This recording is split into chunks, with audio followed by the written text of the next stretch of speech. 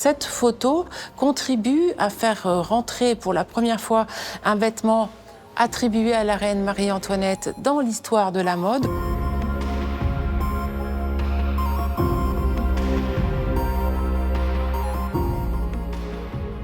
Nous avons au Palais Galliera un exemple unique de corset de grand habit de cour. Le tour de taille est d'environ 50 cm. Il y a cet effet de poitrine qui semble passer par-dessus le corsage, mais il n'y aurait eu aucun effet de nudité au XVIIIe siècle, puisque la poitrine était couverte de dentelles, de passementerie et de bijoux.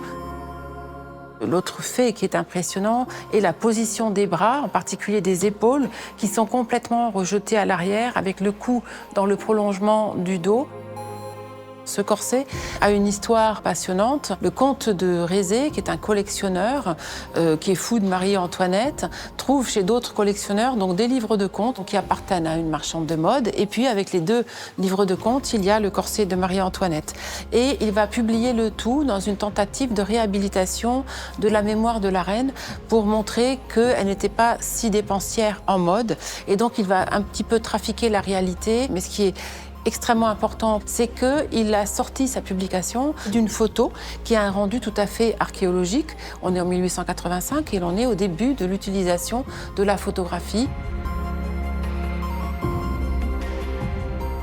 Ce corset est rentré dans nos collections dans un état extrêmement fragile. Il a été exposé très souvent à la lumière, ce qui a fragilisé les fibres de soie.